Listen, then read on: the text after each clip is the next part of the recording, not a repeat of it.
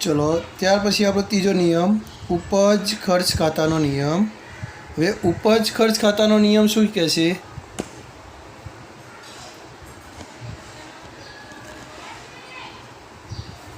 तो उपज खर्च खातानो एम कहे छे ज्यारे व्यवहारने उपज खर्च खातानो प्रकार लागू पड़तो होय त्यारे जो खर्च के नुकसान होय तो तेना खाते शुं करवानुं? उधार करवानुं। जो व्यवहार ने उपज खर्च खाता प्रकार लागू पड़तो होय तो खर्च के नुकसान, खर्च होय के नुकसान होय तेने कयो नियम लागू पड़वानो? उधार करवानुं तेना खाते। जो उपज के आवक होय तो एना खाते शुं करवानुं? जमा करवानुं। तेथी आपणो नियम बन्यो खर्च के नुकसान खाते उधार, उपज के आवक खाते जमा। खर्च के नुकसान खाते उधार, उपज के आवक खाते जमा। चलो अहींया जोईए विद्यार्थीओ, रुपया 10,000 पगारना चूकव्या। व्यवहार केवो? रोकड़।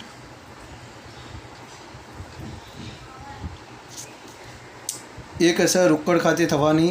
रोकड़ने नियम लागू पड़वानो माल मिलकत ए आपणे पछी जोईए। पण पगार ए शुं छे? खर्च छे। पगार ए शुं छे? खर्च। तो खर्च खाते शुं करवानुं? उधार। शुं करवानुं? उधार। अने आपणे विगत लखीशुं पगारे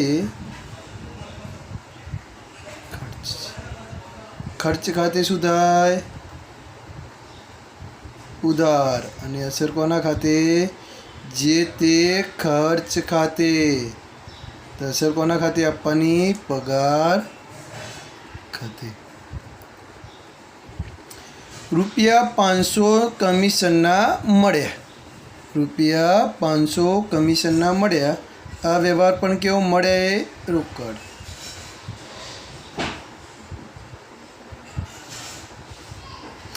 चलो मळ्या शेना मळ्या? कमिशन। तो कमिशन आपणा माटे शुं बन्युं? आवक बनी। शुं बनी? तो कमिशन उपज छे अथवा आवक छे, बंने लखी शकाय। आवक छे। आवक होय तो जमा। आवक होय तो जमा। अने असर आवशे कमिशन खाते। चलो रुपया 100 बेंके व्याजना जमा कर्या।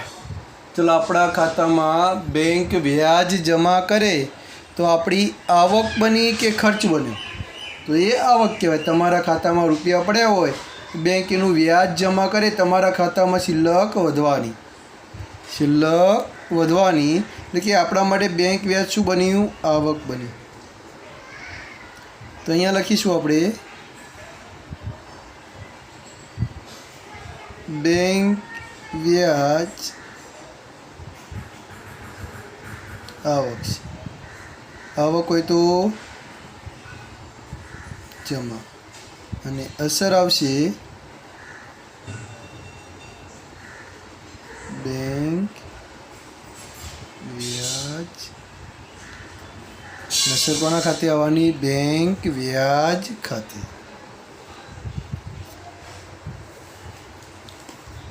ચલો એના પછી જોઈએ રૂપિયા 2000 વીમા પ્રીમિયમના ચેકથી ચૂકવ્યા।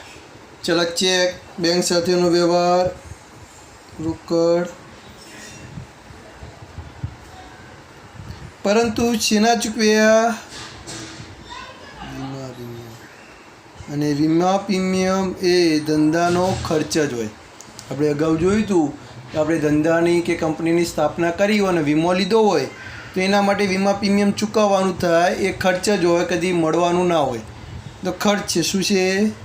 વીમા પ્રીમિયમ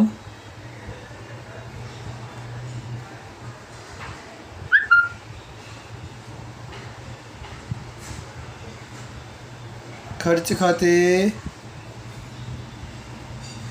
ઉધાર. ને અસર કોના ખાતે આપવાની? વીમા પ્રીમિયમ ખાતે. હંમેશા ઉપજ ખર્ચ ખાતાનો નિયમ કે ઉપજ હોય કે ખર્ચ હોય, અસર જે તે ઉપજ કે ખર્ચ ખાતે થાય. ₹3000ની સ્ટેશનરી ખરીદી. ચલો ખરીદી વ્યવહાર કેવો? ચલો શું ખરીદ્યું? સ્ટેશનરી. ચલો સ્ટેશનરી ખરીદીએ તો સ્ટેશનરી આપણા માટે ખર્ચ બની કે આવક બની? તો સ્ટેશનરી શું બની? ખર્ચ. તો સ્ટેશનરી શું છે? ખર્ચ.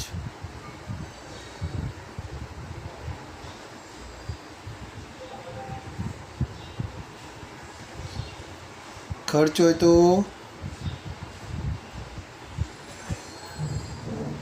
અને અસર કોના ખાતે? જે તે ખર્ચ ખાતે, એટલે કે સ્ટેશનરી ખાતે. અસર કોના ખાતે? સ્ટેશનરી. તો વિદ્યાર્થીઓ અહીંયા આપણે જોઈએ ઉધાર જમાના નિયમો. એમાં વ્યક્તિ ખાતું, માલ મિલકત ખાતું અને ઉપજ ખર્ચ ખાતું જોયું. ત્રણેયના આપણે એક્ઝામ્પલ પણ જોયા. એના પછી આપણે જોઈએ કોઈ પણ વ્યવહારને ઓછામાં ઓછો એક અને વધુમાં વધુ 2 નિયમો લાગુ પડતા હોય. તો અહીંયા આપણે જોઈએ, હવે આપણે વ્યક્તિ ખાતાથી શરૂઆત કરીએ. જો જે વ્યવહારને એક અસર આપી હોય એને આપણે બીજી અસર કઈ લાગુ પડશે એ જોતા જઈએ. હવે ચલો અહીંયા જુઓ, રાકેશને અહીંયા આપણને ખબર છે અને કયો નિયમ લાગુ પડ્યો? વ્યક્તિ ખાતાનો. પણ અહીંયા જુઓ રાકેશ પાસેથી ₹10,000નો માલ ખરીદ્યો. તો અહીંયા માલ ખરીદ્યો તો માલને માલ મિલકત ખાતાનો નિયમ લાગુ પડ્યો. કોઈ પણ વ્યવહારની કેટલી અસર? 2. એક ઉધાર હોય તો બીજી જમા જ હોય છે. બંને ઉધાર કે બંને જમા હોતી નથી. તો અહીંયા માલ ખરીદ્યો તો આને માલ મિલકત ખાતાનો નિયમ લાગુ પડ્યો. વ્યક્તિ ખાતું તો આપણે ભણી ગયા હતા, પણ કોઈ પણ વ્યવહારની 2 અસર. એક ઉધાર હોય તો જમા અસર આપણે આપી દીધી, પણ ઉધાર કઈ અસર થવાની? તો અહીંયા શું બનવાનું? ધંધામાં માલ આવે છે, માલ આવે છે. ખરીદીએ તો આવે તો કયો નિયમ લાગુ પડ્યો? માલ મિલકત યાદ રાખજો. આવે તો ઉધાર. અને માલ ખરીદ્યો હોય તો અસર કોના ખાતે? ખરીદ ખાતે. તો વિદ્યાર્થીઓ પાછળથી કેમ સમજાયું? તો એનો મતલબ એમ કે આપણને ખબર હોવી જોઈએ કે વ્યવહારની અસર આપી તો એક ઉધાર હોય, બીજી જમા હોય છે. જમા આપણે વ્યક્તિ ખાતું લાગુ પડ્યું તો બીજો કયો નિયમ લાગુ પડે છે એ પણ આપણે જોવાનું. ચલો આ વ્યવહાર. સંજયને 20,000નો માલ શાક પર વેચ્યો. એકને તો વ્યક્તિ ખાતું લાગુ પડ્યું હતું. શું વેચ્યું? માલ વેચ્યો. અહીંયા ઉધાર થઈ હતી તો બીજી અસર જમા જ થવાની. માલ વેચ્યો તો ધંધામાંથી માલ જાય છે.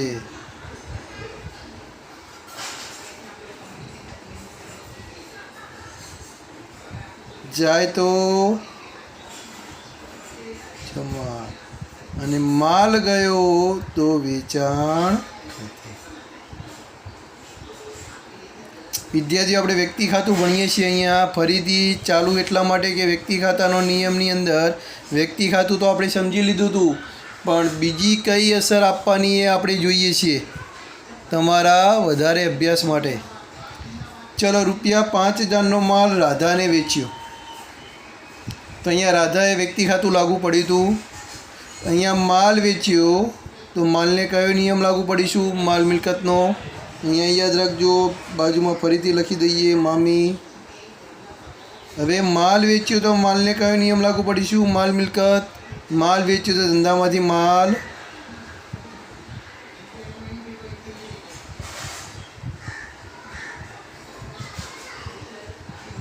કયો નિયમ લાગુ પાડીશું? અને માલ મિલકત.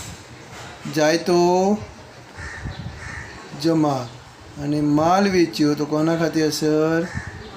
વેચાણ આ ઉધાર હતી તો બીજી જમા જ થવાની, બંને ઉધાર કે બંને જમા થવાની નથી. રૂપિયા 50,000 રોકડા લાવી ધંધો શરૂ કર્યો. ચલો ધંધો શરૂ કર્યો. ધંધામાં શું આવ્યું? રોકડા લાવી તો ધંધામાં રોકડ આવે. રોકડને પણ કયો નિયમ લાગુ પડીશું? માલ મિલકત.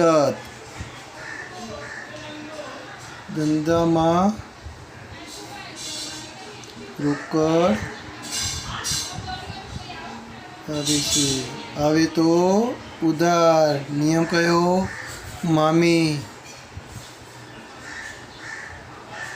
અને અસર આવશે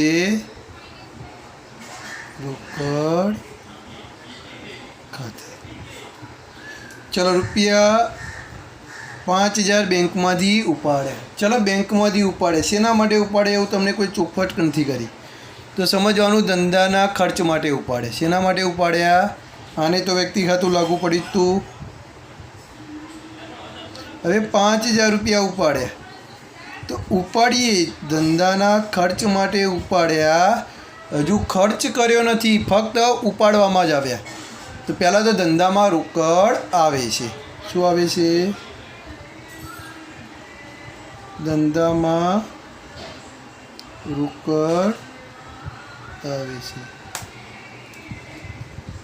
નિયમ કયો લાગુ પડ્યો? માલ મિલકત. આવે તો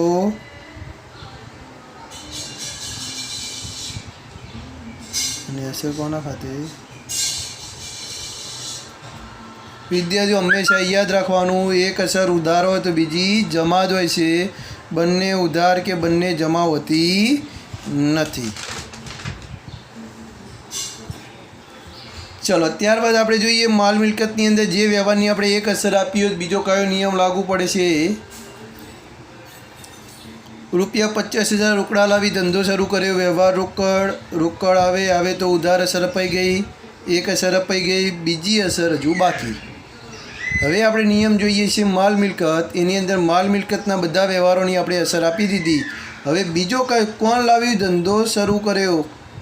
કોણે ધંધો શરૂ કર્યો? ધંધાના માલિકે. તો ધંધાનો માલિક રોકડા લાવી ધંધો શરૂ કર્યો. તો માલિક શું બન્યો? લાભ આપનાર બન્યો. શું બન્યો? લાભ આપનાર. તો અહીંયા આપણે વ્યક્તિ ખાતું લાગુ પડીશું. અહીંયા રોકડ ખાતું લાગુ પડ્યું. અહીંયા માલિક લાભ આપનાર છે. આપનાર ખાતે શું થાય? જમા. નિયમ કયો લાગુ પડ્યો? વ્યક્તિ ખાતું આપનાર ખાતે જમા. અને માલિક લાભ આપનાર હોય તો અસર કોના ખાતે થાય? મૂડી ખાતે. અસર કોના ખાતે થાય? મૂડી ખાતે. રૂપિયા 8,000નો માલ રોનક પાસેથી ખરીદ્યો. ચલો રોનક પાસેથી ખરીદ્યો, એક અસર આપણે આપી હતી. બીજી અસર બાકી હતી. કોના પાસેથી ખરીદ્યો? ઉધાર વ્યવહાર હોય તો એક અસર વ્યક્તિ ખાતે. રોનક પાસેથી ખરીદ્યો તો રોનક શું બન્યો?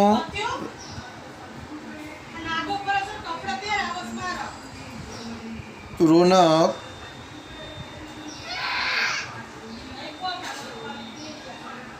લાભ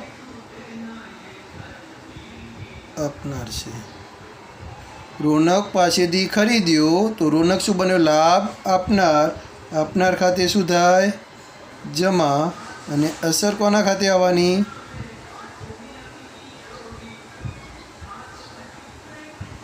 તો આને કયો નિયમ લાગુ પડ્યો? વ્યક્તિ. એના પછીનું જોઈએ. આને તો ઉધારે થઈ ગયું હતું જમા. એને બંનેને કયો નિયમ લાગુ પડ્યો? તો માલ મિલકત. એના પછી આપણે જોયું ચોથો વ્યવહાર. આને ઉધાર જમા બંને થઈ ગયું હતું. એનો મતલબ કે આને પણ બંનેના માલ મિલકત લાગુ પડ્યો. ચલો ત્યારબાદ જોઈએ આપણે રૂપિયા 300 મજૂરીના ચૂકવ્યા. તો મજૂરીના ચૂકવ્યા તો ધંધામાંથી રોકડ જાય તો એને તો માલ મિલકત લાગુ પડે. તો પણ અહીંયા જુઓ મજૂરી. તો મજૂરી એ ખર્ચ છે. મજૂરી એ શું છે? ખર્ચ. તો અહીંયા એને ઉપજ ખર્ચ ખાતાનો નિયમ લાગુ પડ્યો. એવું ને કોઈ પણ બે નિયમો લાગુ પડી શકે. આને તો માલ મિલકત લાગુ પડ્યો જ, પણ મજૂરીને કયો નિયમ લાગુ પાડીશું આપણે? ઉપજ ખર્ચ. તો અહીંયા લખીશું મજૂરી ખર્ચ છે. કયો નિયમ લાગુ પાડીશું? ઉપજ ખર્ચ ખાતાનો. શું નિયમ છે? ખર્ચ કે નુકસાન ખાતે ઉધાર. નિયમ શું છે? ખર્ચ કે નુકસાન ખાતે ઉધાર.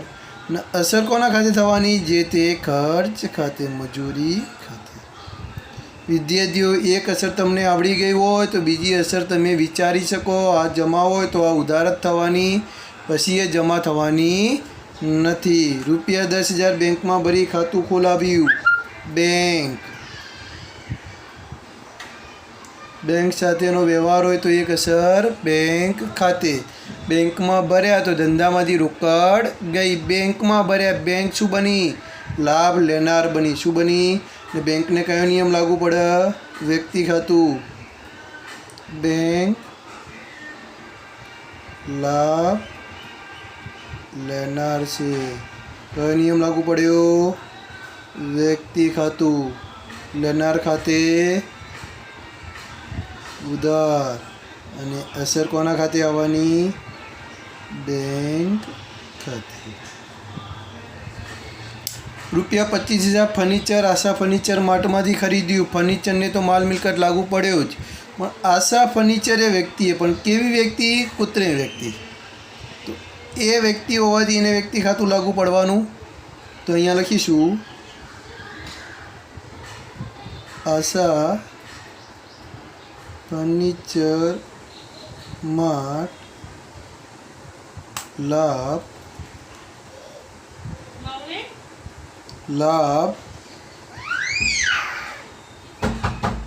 આપનાર છે. આપનાર ખાતે જમા. અને અસર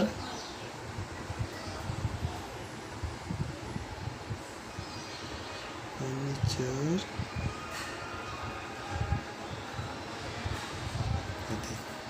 યંત્ર ખાતું. એને તો બંનેને આપણે માલ મિલકત, એક ઉધારે થઈ ગયું હતું, એક જમા પણ થયું. તો વિદ્યાર્થીઓ, અહીંયા આપણે જોયું કે દરેક વ્યવહારને ઓછામાં ઓછી એક અને વધુમાં વધુ બે નિયમો લાગુ પડતા હોય છે. તો એ પ્રમાણે આપણે સમજવાનું. બીજા કેટલાક વ્યવહારો આપણે આવતા લેક્ચરમાં ફક્ત વ્યવહારો જ જોઈશું. ખબર પડી ગઈ? થેન્ક યુ વિદ્યાર્થીઓ.